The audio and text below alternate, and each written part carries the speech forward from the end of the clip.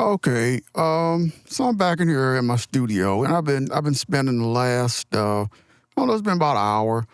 I've been in here, kind of getting my chain together, and just kind of getting that all figured out. And I got my I got my TDR. It's called a It's called a TDR. Um, Let me see here. I think it's called TDR Prism. And it's what it is it's a spectrum analyzer. So I got that to work, after I got my computer all set up and everything. So um, I used that to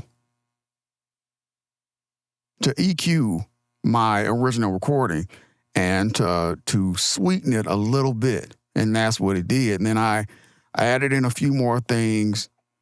And then lastly, I'm not sure if anybody knows it or not, but TDR also has they have two compressors, a regular compressor and a mastering compressor. So I added those in, and my full chain right now. Let me check. I can't check it while I'm recording. That's what I'm doing now. But my full chain, I think, I started with clarity.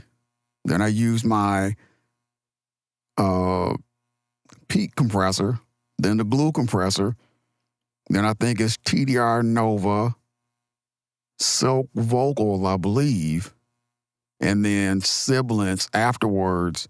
And all of them have preset settings that I'm using, and it does pretty good because you don't really notice it because the compressors, they're only doing the glue compressor is only doing 1 decibel of reduction, and the other one is only doing 2 decibels of reduction on up to 2 decibels of reduction on peaks.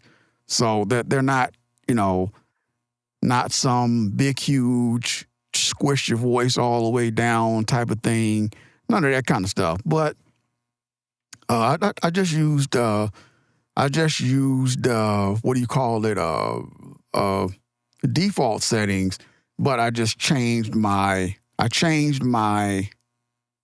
threshold until it was 2 decibels on the one and 1 decibel on the other one, so that I know what is going on.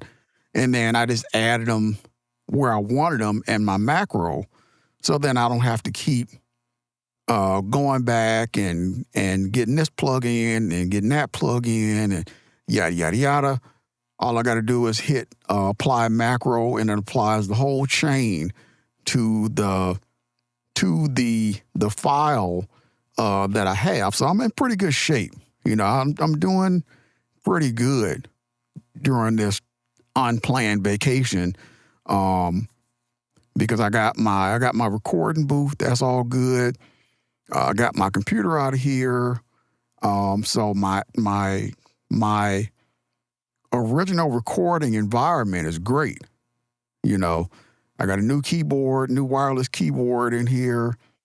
I ended up getting my Rodecaster all set up. It has 3 podcast presets that I like, but this one here is the one that I'll probably be using for most of my podcasts. My 528, that's the expander. I'm using that and a little bit of compression on that. So I mean, it sounds pretty good, because usually the problem you have when using a lot of plugins and my Rodecaster and the 528, you usually run into your file sounding weird at one point. So you kind of have to be careful of that, because that can kind of screw up your whole vibe and have you kind of chasing fixes and stuff. So it's not to give anybody advice because I don't really know, but from what I've learned, that's the way to go about it. So believe it or not, I am using a Rodecaster Pro settings, Rodecaster Pro 2 settings, but it's being kind of cleaned up with my 528 with the expander and the compressor, and I'm using the SM7 DB. So I got different stages of gain, which is good. I think my Rodecaster here is set on about 5. And then there's also, I forget about the compeller on the Rodecaster. That's set real light though. So I mean that's really not a huge deal. But I wanted to get a recording. I'm gonna add my chain to it, and I'll probably go outside and see how it sounds. I always go to my car to play it to see how it sounds, to make sure that I'm getting the right, I'm getting the right, putting out the right sound, right vibe, whatever, So that's all I wanted to do is get a recording real quick to add my chain to it to see how it sounds. So, hey, have a good one.